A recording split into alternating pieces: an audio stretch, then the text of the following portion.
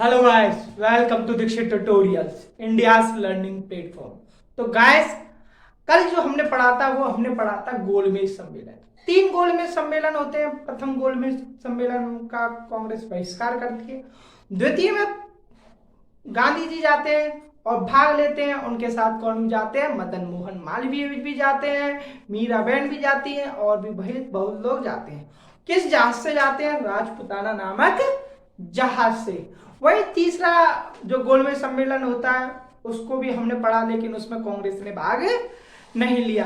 फिर हमने देखा कि कैसे द्वितीय गोलमेज सम्मेलन के बाद ब्रिटिश सत्ता थी, जो ब्रिटिश सरकार थी, वो कैसे अपने परिवर्तन करती है, अपने विचारों में परिवर्तन करती है। उन्हें जैसे गांधी जी को जन आंदोलन चलाने से रोकती है।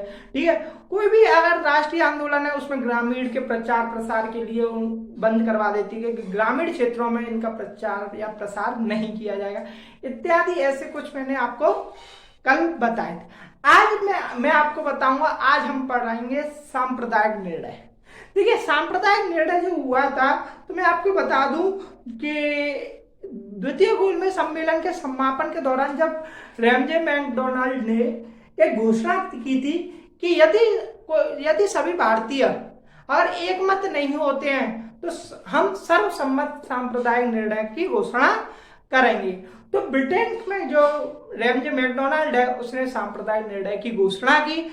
आज हम उसको बताएंगे, क्योंकि सांप्रदायिक निर्णय की इसलिए मैं आपको चर्चा करवाने जा रहा हूं क्योंकि कांग्रेस ने ना तो इसका विरोध किया ना इसका समर्थन किया। ठीक है, मतलब तटस्थ रही कांग्रेस इसके लिए। तो आज हम आपको बता देते हैं सांप्रदायिक निर्णय।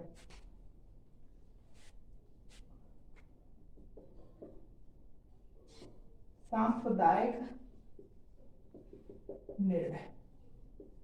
देखिए, सांप्रदायिक निर्णय की मैं आपको बता दूं कि जब भारतीय मताधिकार समिति, देखिए भारतीय मताधिकार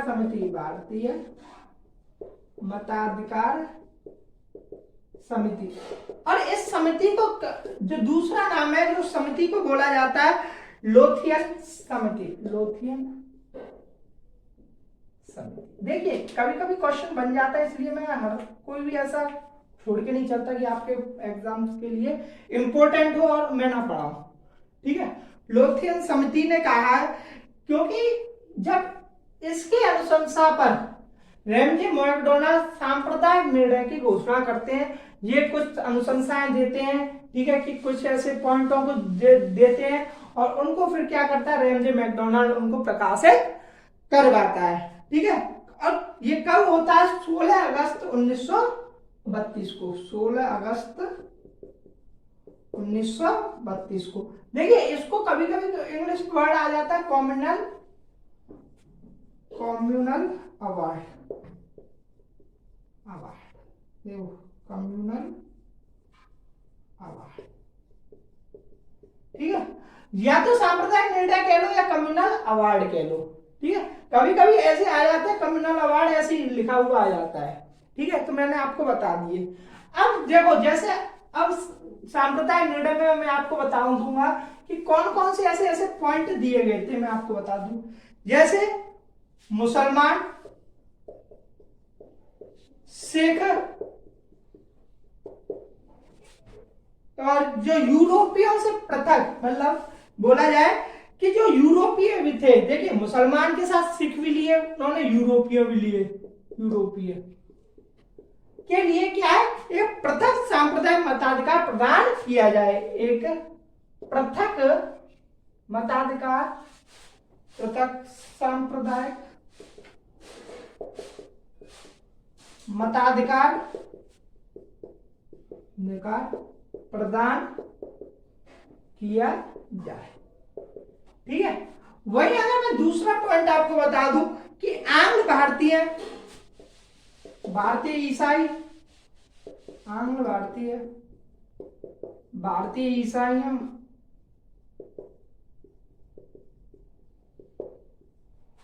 ईसाई तथा स्त्रियों को भी पृथक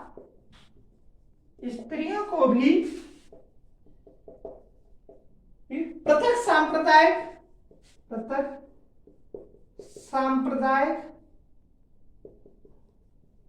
मताधिकार प्रदान किया जाए। देखिए दोनों पॉइंट में, देखिए मुसलमानों के लिए भी, सिख, यूरोपियन, आंग्ल भारतीय, भारतीय ईसाई और स्त्रियों के लिए। वहीं अभी रुकोए, अभी ये यही थमा नहीं। थर्ड पॉइंट देखिए, थर्ड पॉइंट क्या बोलती है। देखो थर्ड पॉइंट है प्रांतीय विधानमंडलों में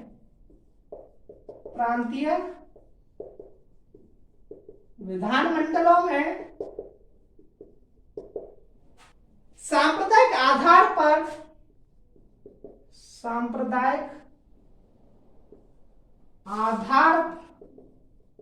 पर स्थानों का वितरण किया जाए।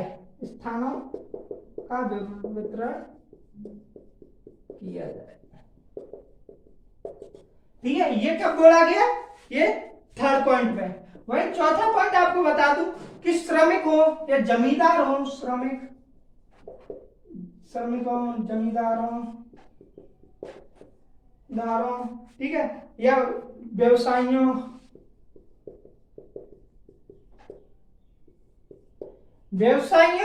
और उद्योगपतियों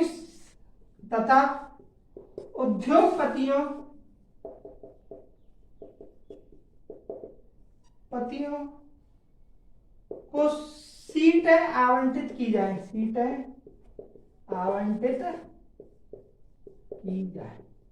ठीक है, फोर्थ पॉइंट में यही था कि श्रमिक हो या जमींदार हो या कोई उद्योगपति या व्यवसायी हो, उनको भी क्या दिया जाए, सीट आवंटित की जाए, उनके लिए भी सीट आरक्षित की जाए। भाई पांचवा पॉइंट है, ठीक है, जो 3 4 5, देखिए पांचवा पॉइंट क्या कहता है कि कभी कभी क्या है कि उत्तरी पश्चिमी सीमा प्रांत, यहां लिख देता दूसरी लाइन,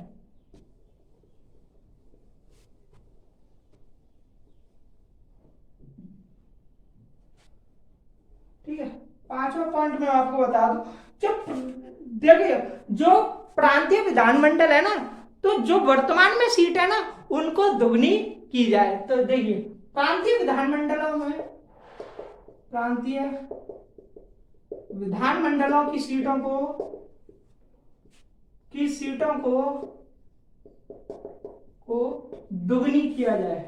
दुगना किया जाए। ठीक है, वही जो सिक्स पॉइंट था कि उत्तर पश्चिमी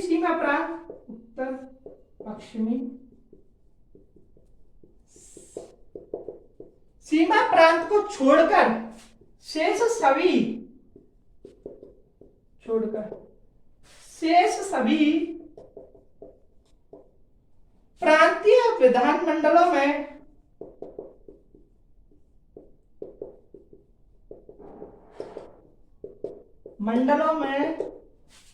महिलाओं के लिए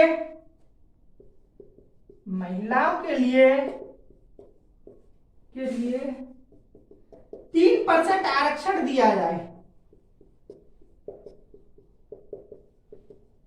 क्या कभी कभी क्वेश्चन होता है कि 3% आरक्षण समस्त जो ब्रिटिश भारत के लिए, जो ब्रिटिश भारत में के अधीन जितने भी विधानमंडल थे, क्या उन सभी के लिए लागू था? तो मैं आपको बता दूं, नहीं। ये उत्तरी पश्चिमी सीमा प्रांत को छोड़कर शेष सभी जितने भी विधानमंडल है ना, उनके लिए ये आरक्षण था। ठीक है, उन महिलाओं के लिए एक क्या था, एक अधिकार दिया गया था कि आपके लिए 3% आरक्षण हर विधानमंडल में दिया जाएगा, लेकिन उसके लिए आपको क्या है, उत्तरी पश्चिमी सीमा प्रांत का नहीं होना चाहिए। मतलब यहां पर आपको आरक्षण नहीं दिया जाएगा। वही सातवां मैं आपको बता दूं, मुस्लिम को उन प्रदेशों में, यहां मैं आपको लिख के बता देता हूं,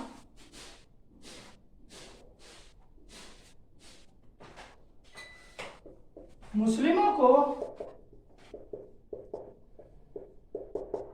उन प्रदेशों में जहां वे अल्पमत में है,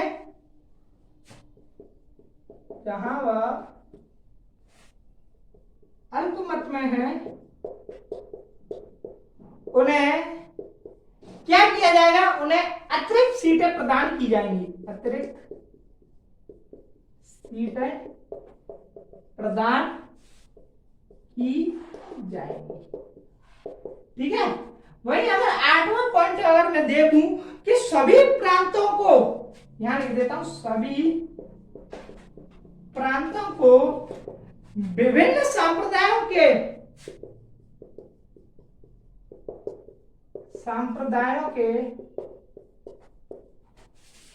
निर्वाचन क्षेत्र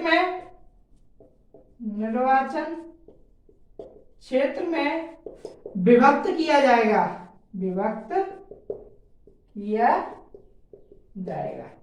क्या बोलती है सरकार कि सभी प्रांतों के विभिन्न संप्रदायों के जो भी निर्वाचन क्षेत्र है उनको क्या किया जाएगा, विभक्त किया जाएगा। वही 9वां पॉइंट क्या बोलती है सरकार कि अन्य शेष मतदाता, देखिए यहां लिख देता हूं, अन्य कोई भी जैसे कोई रह जाता है तो अन्य शेष मतदाता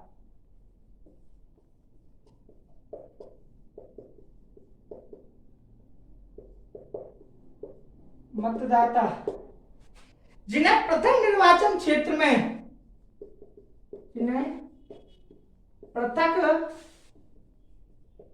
निर्वाचन क्षेत्र में मताधिकार प्राप्त नहीं हो सका,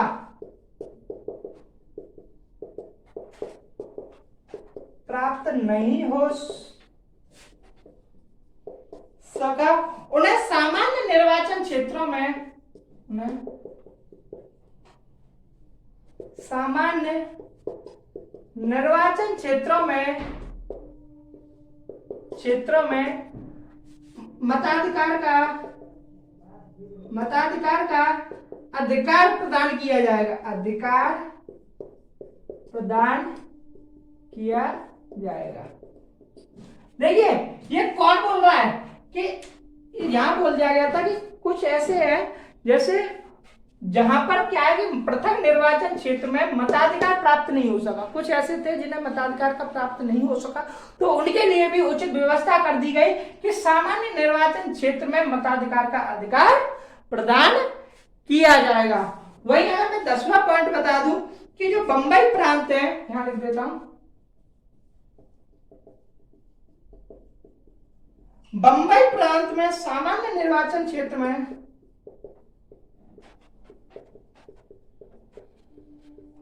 निर्वाचन क्षेत्रों में से 7 स्थान मराठों के लिए आरक्षित किए जाएंगे, आरक्षित कर दिए। देखिए मराठा आपको पता है बंबई क्षेत्र में ज्यादा जो बहुसंख्यक में थे, ठीक है, बंबई मराठों की बोल रहा हूं, इंडिविजुअली मराठों की, ठीक है। तो उनके लिए क्या कर दी गई कि अगर जितने भी सीटें हैं, जितने भी सामान्य निर्वाचन क्षेत्र हैं जैसे बंबई क्षेत्र में, उनमें से 7 सीटें, सिर्फ 7 सीटें किनके लिए आरक्षित रहेंगी, मराठों के लिए आरक्षित रहेंगी। वही 11वां पॉइंट क्या बोलती है कि विशेष, मैं यहां बता देता हूं कि जो भी विशेष निर्वाचन क्षेत्र में जो दलित जाति, देखो दलित जाति का बहुत बड़ा मुद्दा उठ गया था क्योंकि अंबेडकर साहब जी इस टाइम मौजूद थे, ठीक है।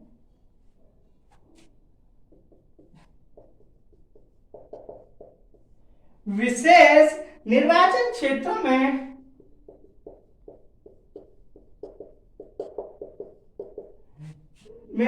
दलित जाति के मतदाताओं को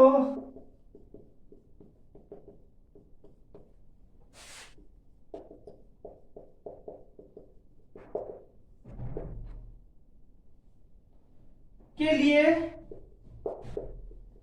दोहरी व्यवस्था की जाएगी,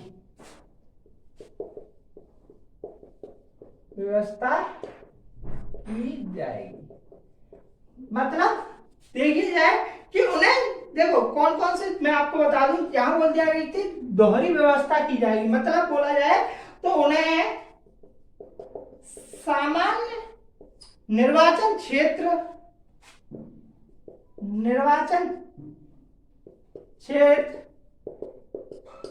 एवं विशेष निर्वाचन क्षेत्र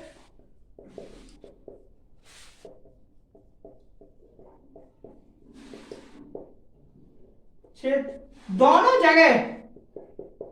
जगह मतदान का अधिकार दिया जाएगा, का अधिकार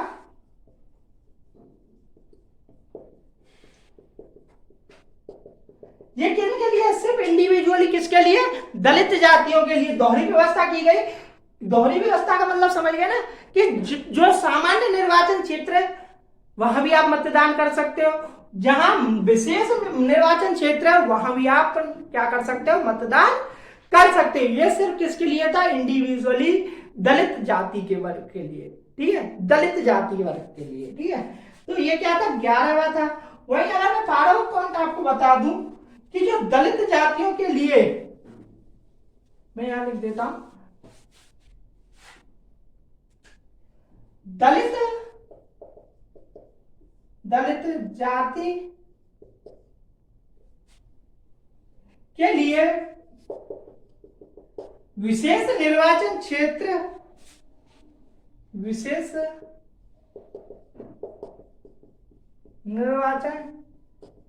की व्यवस्था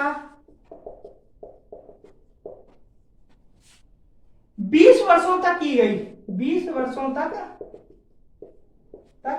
की गई, मतलब इनके लिए टाइम फिक्स कर दिया गया था, अब 20 वर्षों तक दलित वर्ग के लिए ऐसा किया जाएगा। इसका क्या है? 20 वर्ष से पहले कोई भी चेंजेस नहीं होंगे, उनके लिए फिक्स था कि आप 20 वर्षों के लिए आपको दोहरी व्यवस्था दी जाएगी। मतलब दोहरी क्या है? विशेष निर्वाचन क्षेत्र में यह व्यवस्था दी जाएगी। वही क्या मैं 13 पॉइंट आपको बता दूं कि दलित को अल्पसंख्यक के रूप में मान्यता दी गई। दलितों को अल्पसंख्यक के रूप में मान्यता दी गई। ओके गाइस, तो ये मैंने आपको क्या बता दिए? मैंने ये आपको बता दिया सांप्रदायिक निर्णय के जो जो फैसले लिए गए थे, ऐसे पॉइंट से मैंने आपको सभी पॉइंट से रूबरू करा दिया। देखिए मेरा जो मोटो रहता है ना वो हमेशा यही रहता है कि आपके लिए बेस्ट कंटेंट प्रोवाइड करूं। हाँ, लगता है आपको कि आप सर बहुत ज्यादा करा देते हो, लेकिन मेरे क्या है कि मैं एग्जाम के ट्रेंड के अनुसार चलता हूं, क्योंकि आजकल क्वेश्चन देखे जा रहे हैं। भले आप वनडे एग्जाम्स का क्वेश्चन उठा लो कि वहां पर भी स्टेटमेंट के क्वेश्चन बन रहे हैं। मैं नहीं चाहता कि मेरी सब्जेक्ट से कोई भी ऐसा क्वेश्चन हो और आप स्किप करके आओ। मैं स्किप पर भरोसा नहीं करता, मैं क्या करता हूं? डायरेक्ट राइट आंसर टिक करवाने पर भरोसा करता हूं, ठीक है। और मैं इसके लिए प्रतिबद्ध हूं, कमिटेड हूं मैं। ओके, तो देखिए सांप्रदायिक निर्णय की बात कर रहा था मैं, तो यहां पर मैंने आपको पहले भी करा दिया था कि कांग्रेस ने ना तो इसको स्वीकार किया ना अस्वीकार किया, ठीक है, ना तो इसको स्वीकार किया और ना ही अस्वीकार किया। देखिए इसके लिए मैं सांप्रदायिक निर्णय की मैं आपको बता दूं कुछ एक बुराई, सबसे बड़ी बुराई क्या थी कि सांप्रदायिक निर्णय द्वारा दलितों को सामान्य हिंदुओं से अलग कर दिया गया, क्योंकि क्या है कि उनको अल्पसंख्यक दे दिया गया, उनको विशेष निर्वाचन क्षेत्र में अनुमति दे दी गई। तो दलितों को क्या है कि जो सामान्य हिंदू वर्ग थे ना उनसे अलग कर दिया गया, ठीक है, और अल्पसंख्यक के रूप में उन्हें मान्यता दे दी गई। तथा सभी इसके लिए सभी जितने भी राष्ट्रवादी थे उन्होंने तीव्र आलोचना की, क्योंकि दलित वर्ग भी हिंदू वर्ग का ही एक हिस्सा है, ठीक है, और उनको सामान्य हिंदुओं से अलग करने की जो सांप्रदायिक निर्णय में ऐसा किया गया, क्योंकि उनको अल्पसंख्यक बोला गया, उनको अलग व्यवस्था दी गई, ठीक है। तो ये क्या है? सामान्य हिंदू वर्ग से अलग करने की उनकी मंशा थी, ठीक है। तो ये था सांप्रदायिक निर्णय। अब हम आते हैं पूना पैक्ट पे, पूना समझौता। 24 सितंबर 1932 को 24, देखिए यहां लिख देता हूं पूना समझौता।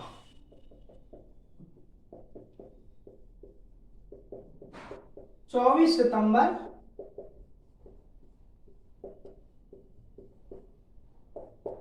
आपको ये डेट कैसे याद करनी है पता है? ऐसे सुनो, अरुण दीक्षित जो दीक्षित सर है उनका बर्थडे 28 सितंबर होगा, उनसे 4 दिन पहले 24 सितंबर को ये हुआ था। ठीक है, 1932 को आप कैसे याद करोगे? 1930 में जब मैंने आपको बताया कि कैसे शपथ दी जाती है, उसके 2 साल बाद ही क्या है ये आ गया था। ठीक है, तो ऐसे ऐसे अपने माइंड में ऐसे घूम के चलाया करो, दिमाग को ऐसे चलाया करो कि ऐसे खुद देखो, दूसरे की ट्रिक से भरोसा है कि खुद ऐसी ट्रिक बनाओ, क्योंकि आप जब खुद अपना माइंड चलाओगे ना तो आपको वो ज्यादा देर तक आपके माइंड में रहेगा। तो 24 सितंबर मैं ऐसे ही याद करता हूँ। 28 सितंबर को मेरा क्या बर्थडे था, उसके बर्थडे है, और उसके 4 दिन पहले पूना समझौता किया गया था। ठीक है, तो मैं आपको बता दूं कि ये पूरा समझौता जो हुआ था, जो सवर्ण हिंदू थे और जो दलित वर्ग थे उनके मध्य क्या है एक समझौता किया गया। डॉक्टर भीमराव अंबेडकर जी का इसमें बहुत योगदान रहा है। ठीक है, कि सवर्ण हिंदुओं तथा दलितों के मध्य क्या है एक समझौता किया गया, और डॉक्टर भीमराव अंबेडकर हुए, ठीक है, और भी हिंदू नेताओं थे, उनके बीच सहमति बनी और एक पूना समझौता तैयार किया गया। देखिए, पूना समझौता के मैं आपको कुछ बिंदु बता देता हूं कि दलित वर्गों के लिए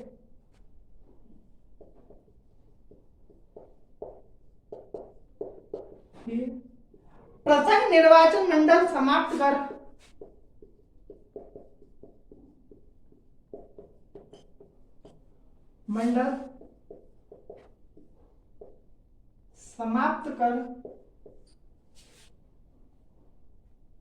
कर दिया, एवं व्यवस्थापिका सभा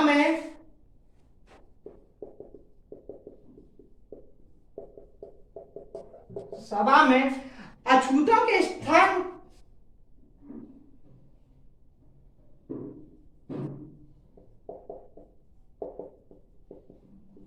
हिंदुओं के अंतर्गत सुरक्षित किए गए।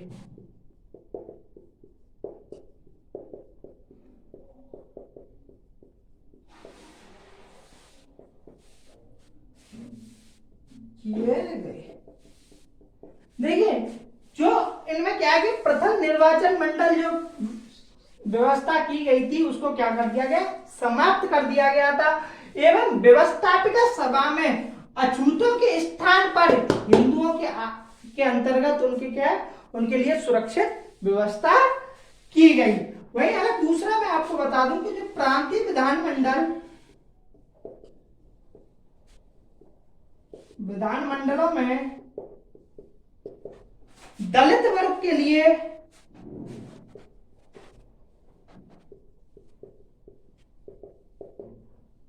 147 सीटें आवंटित की गई।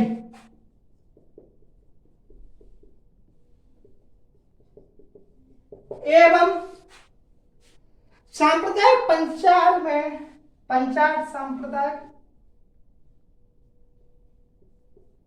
सांप्रदायिक पंचायत में उन्हें 31 सीटें प्रदान की गई। देखिए, सांप्रदायिक पंचायत में उन्हें 71 सीटें आरक्षित की गई उनके लिए। वहीं अगर देखी जाए तो प्रांतीय विधानमंडलों में क्या किया, उनके लिए 147 सीटें हैं उनके लिए आरक्षित की गई। वहीं अगर मैं आपको बता दूं मद्रास में 30, यहां आपको एक पॉइंट लिखा दे रहा हूं कौन कौन सी जगह कहां कहां कितनी सीटें उनको मिली।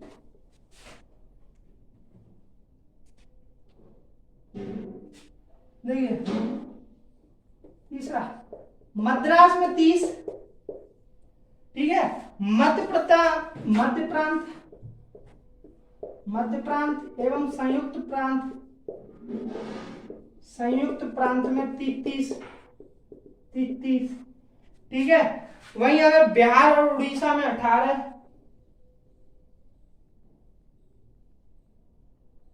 मध्य प्रांत एवं, ठीक है, और बंगाल में 30, 20 यहां सही से लिख देता हूं 20, ठीक है, बंगाल में 30, ठीक है, और बिहार उड़ीसा में 18, उड़ीसा में 18, ठीक है। और देखा जाए तो देखिए, और बंबई और सिंध में 15, बंबई एवं सिंध 15, बंबई और सिंध में 15 दी गई। पंजाब में 8, असम में 7। ये क्या है, ये देखिए, ये क्या है कि दलितों के लिए यहाँ पर सीट आरक्षित की गई, यहाँ आवंटित की गई। मतलब मद्रास में 30, बंगाल में 30, मध्य प्रांत एवं संयुक्त प्रांत में 20-20, बिहार उड़ीसा में 18, बंबई एवं सिंध में 15 है ना, ठीक है। पंजाब में 8 और असम में 7, ठीक है। यह क्या है कि यहाँ पर दलित वर्गों के लिए सीटें आवंटित की गई। और क्या है, यह भी वादा किया गया, मैं आपको यहाँ चौथा पॉइंट बता दूं, एक वादा और किया गया कि गैर मुस्लिम निर्वाचन क्षेत्रों में को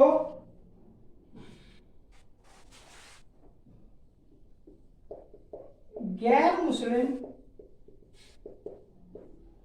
निर्वाचन क्षेत्रों को आवंटित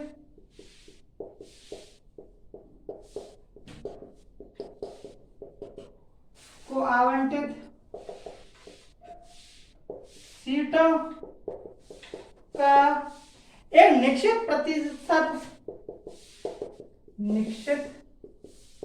प्रतिशत दलित वर्ग को प्रदान किया जाएगा, दलित वर्गों के लिए आरक्षित किया जाएगा।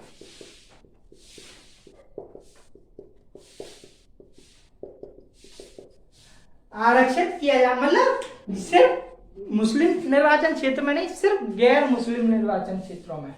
क्या है कि उनके लिए भी क्या है कि एक निश्चित प्रतिशत में, मतलब एक फिक्स परसेंटेज में उनके लिए भी सीटें आरक्षित की जाएंगी। वही अगर मैं 5वां पॉइंट आपको बता दूं तो 5वां था केंद्रीय विधानमंडल में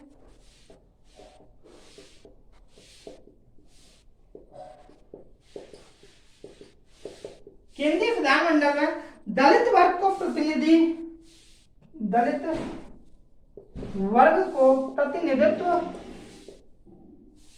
प्रतिनिधित्व देने के लिए संयुक्त निर्वाचन की प्रक्रिया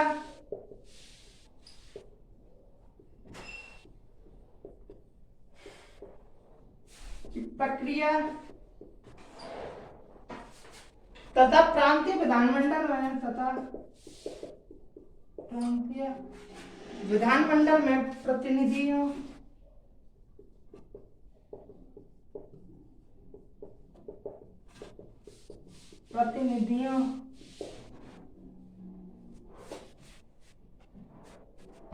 को निर्वाचित करने की व्यवस्था की गई।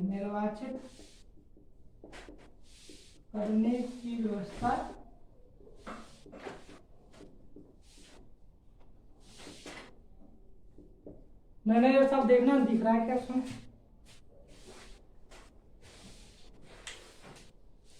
देखिए,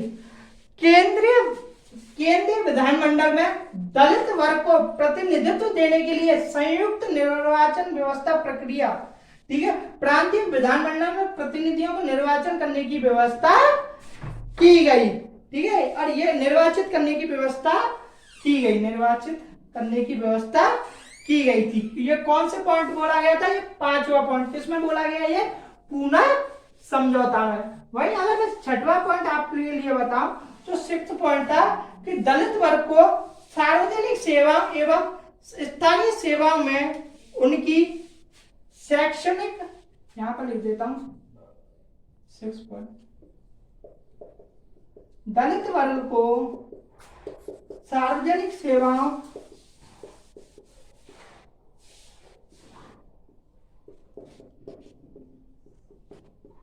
तथा स्थानीय संस्थाओं में उनकी शैक्षणिक योग्यता के आधार पर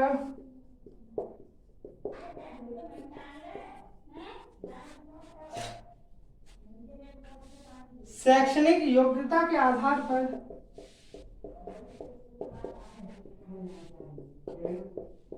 उचित प्रतिनिधित्व की व्यवस्था की जाएगी। प्रतिनिधित्व की व्यवस्था की जाएगी। ठीक है, ये किसमें बोला गया था? 6 पॉइंट में कि आप लोगों के लिए, लेकिन इसमें कंडीशन दी गई शैक्षणिक योग्यता के आधार पर। ठीक है, ठीक है, वैसे ही नहीं, बिना पढ़े लिखे को लिए नहीं, उनकी शैक्षिक देखिए, और किसी में 8th पास है तो उसमें 8th पास आपके लिए कंपलसरी रहेगा। शैक्षणिक योग्यता के आधार पर उनके लिए क्या किया गया? उचित प्रतिनिधित्व की व्यवस्था की गई। किस किस में? सार्वजनिक क्षेत्र हो या स्थानीय संस्था हो। ठीक है, तो वही अगर मैं आपको बता दूं तो 7th, ठीक है, ये क्या है कि सरकार ने क्या किया? इस पूना समझौता को स्वीकार कर लिया। ब्रिटिश सरकार ने क्या किया? इस समझौते को स्वीकार कर लिया और उन्होंने माना कि ये किस आधार पे माना? उन्होंने इस आधार पे माना कि जो सांप्रदायिक निर्णय था उसका संशोधित भाग समझकर इसको स्वीकार कर लिया। किसने स्वीकार किया? ब्रिटिश सरकार ने। ठीक है, किसने स्वीकार किया? ये ब्रिटिश सरकार ने। ठीक है, किसके संशोधन के रूप में स्वीकार किया? निर्वाचन व्यवस्था के आधार पर। ठीक है, उनके संशोधन पर, उनके संशोधित रूप पर। ठीक है, वहीं अगर नेक्स्ट पॉइंट की बात करूं कि कांग्रेस ने स्वीकार किया कि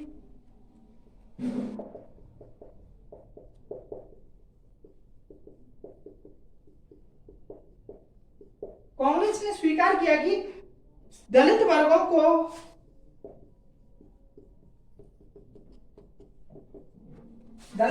को प्रशासनिक सेवाओं में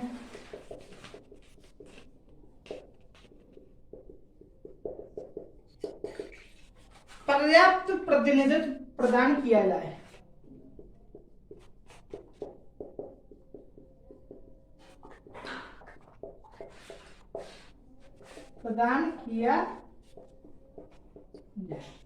ठीक है, वहीं अगर नेक्स्ट पॉइंट की बात करूं कि अंबेडकर के नेतृत्व में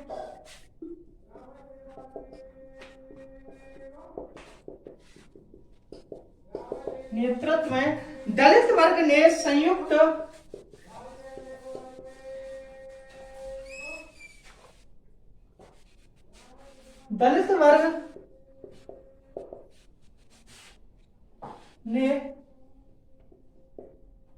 संयुक्त निर्वाचन क्षेत्र के सिद्धांत को स्वीकार किया।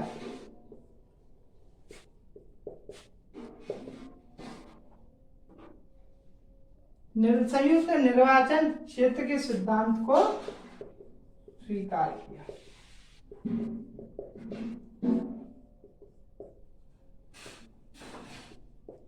ठीक है, ये किस में बोला गया था? पूना समझौता के आधार पर ये क्या है? जोड़े गए थे। गाइस थोड़ा पानी पी लो। ठीक है,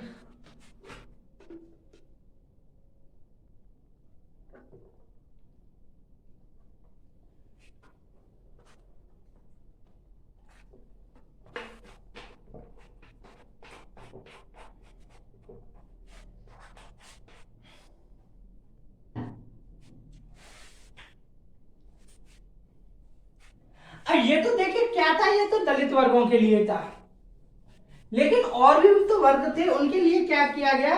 उनके लिए में बोला गया जैसे केंद्रीय विधानमंडल,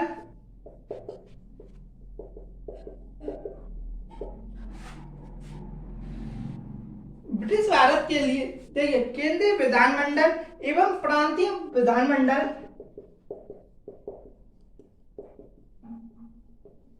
विधानमंडलों में वंचित वर्गों के लिए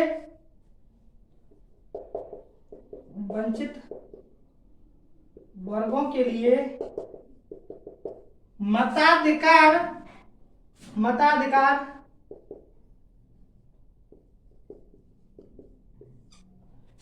का लोथियन समिति,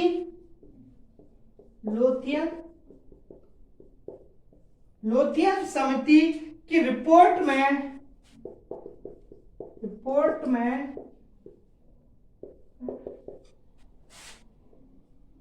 निर्दिष्ट किया जाएगा,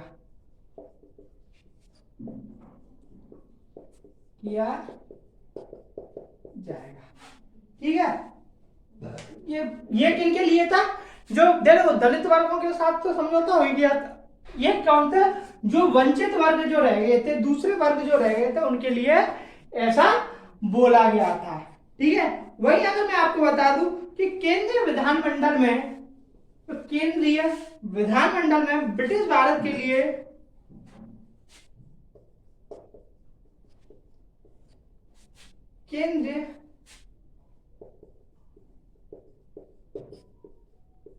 केंद्रीय विधानमंडल में ब्रिटिश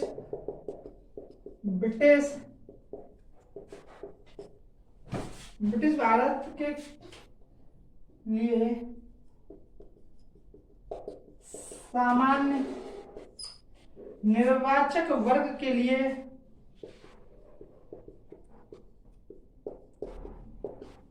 लिए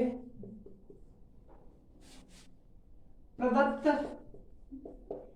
18% सीटें दलित वर्ग के लिए आरक्षित की गई,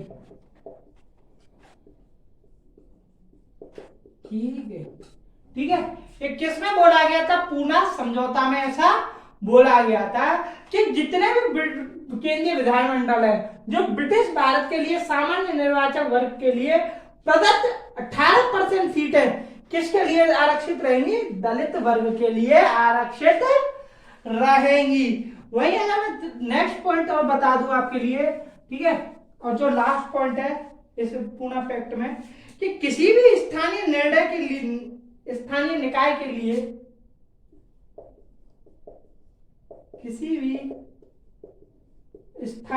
के लिए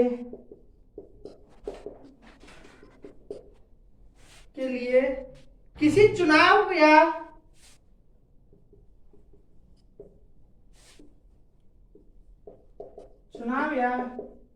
लोक सेवाओं में नियुक्त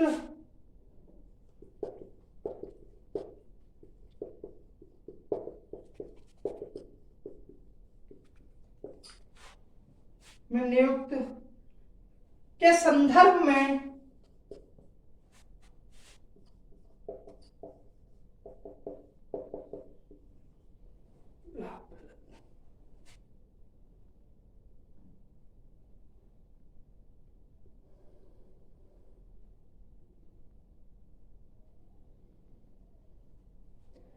संदर्भ में मात्र दलित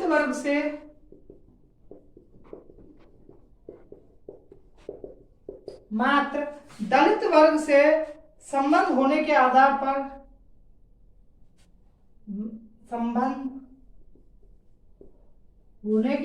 पर अयोग्य नहीं ठहराया जाएगा। तो गाइस ये क्या थे? मैंने आपको बता दिया ये क्या थे। पूना समझौता के जो पूना समझौता में जो समझौता किया गया था उनकी क्या थे, ये कुछ मैंने पॉइंट आपको बता दिए कि चुनाव हो या लोक सेवाओं में नियुक्ति के लिए मात्र दलित वर्ग के संबंध होने के आधार पर उनको अयोग्य नहीं ठहराया जाएगा। मतलब अब दलित वर्ग भी इसमें नियुक्त होने की अपनी इच्छा जाहिर कर सकते हैं और उसके लिए उन्हें मेहनत तो करनी पड़ेगी। देखिए मेहनत से बिना तो कुछ नहीं होता, लेकिन क्या है कि अब सिर्फ दलित वर्ग के संबंध के आधार पर उनको अयोग्य नहीं ठहराया जाएगा। वही अगर मैं बात बता दूं, देखिए ये थे कुछ पूना समझौता के पॉइंट मैंने आपको बता दिए। कुछ पीटीआर में आपको बता देता हूं। पीटीआर पता है ना क्या होता है? Points to remember, PTR. पहला जो पीटीआर है कि गांधी जी ने सितंबर 1932 में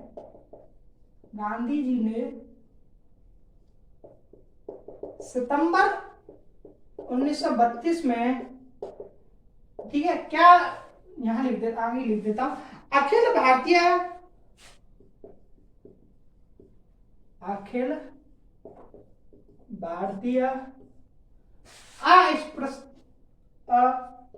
अस्पृश्यता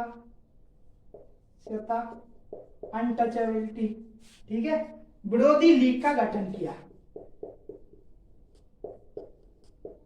लीग का गठन किया, ठीक है, किसने किया? गांधी जी ने, सितंबर 1932 में। वही अगर मैं आपको बता दूं कि जनवरी 1933 में गांधी जी ने हरिजन नामक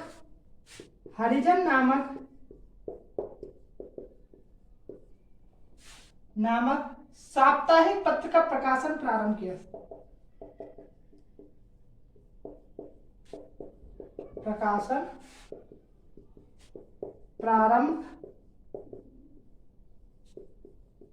देखिए, गांधी जी ने ही सबसे पहले हरिजन नामक साप्ताहिक पत्र का प्रकाशन किया। वहीं अगर मैं बता दूं, सबसे पहले दलितों को हरिजन भी गांधी जी ने ही बोला था सबसे पहले, ठीक है। हरिजन किसने बोला था? गांधी जी ने ही बोला था दलित वर्ग को सबसे पहले हरिजन, ठीक है। और हरिजन के नाम से ही उन्होंने जनवरी 1933 में साप्ताहिक पत्र का प्रकाशन प्रारंभ कर दिया, ठीक है।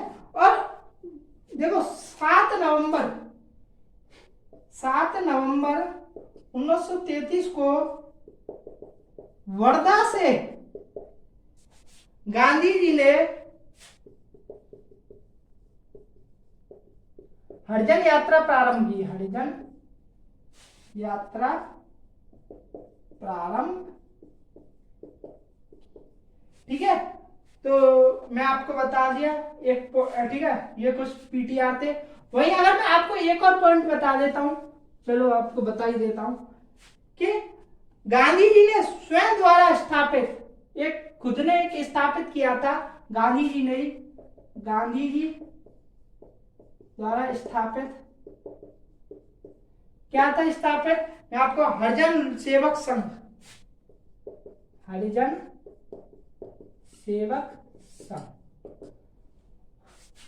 के लिए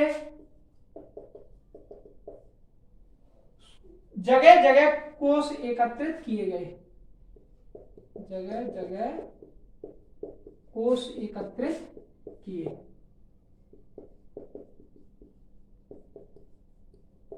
ठीक है, तो गांधी जी द्वारा स्थापित था हरिजन सेवक संघ। तो गाइस, मैंने आज आपको बता दिया पूना पैक्ट, हमने कम्युनल अवार्ड के बारे में पढ़ लिया, हमने क्या कर लिया, आज हमने पूना समझौता भी पढ़ लिया, हमने कुछ पॉइंट्स टू रिमेंबर भी पढ़ लिए, ठीक है। और कल फिर हम और अपने जो हमारा सिलेबस है उसमें हम थोड़ा और आगे बढ़ेंगे, ठीक है। हम 1935 के कल अधिनियम को पढ़ेंगे। देखिए, बहुत जरूरी है 1935 का अधिनियम, उसके बारे में हम विस्तृत चर्चा कल करेंगे। आज हमने बस इतना पढ़ा, और मुझे उम्मीद है कि आपको ये सेशन बहुत अच्छा लगा होगा। आपको पता है मेरा कंटेंट तो बेस्ट क्वालिटी का रहता ही है, क्योंकि जो मैं कराता हूँ वो मैं एग्जाम के ट्रेंड के अनुसार कराता हूँ, ठीक है। फैक्चुअल के साथ कंसेप्चुअल भी मैं पढ़ा के आपको चलता हूं। तो उम्मीद करता हूं ये सेशन आपके लिए बेहद ही उपयोगी होगा। इस सेशन को ज्यादा से ज्यादा शेयर करें, ठीक है, लाइक करें और चैनल को सब्सक्राइब करें। जय हिंद, जय भारत।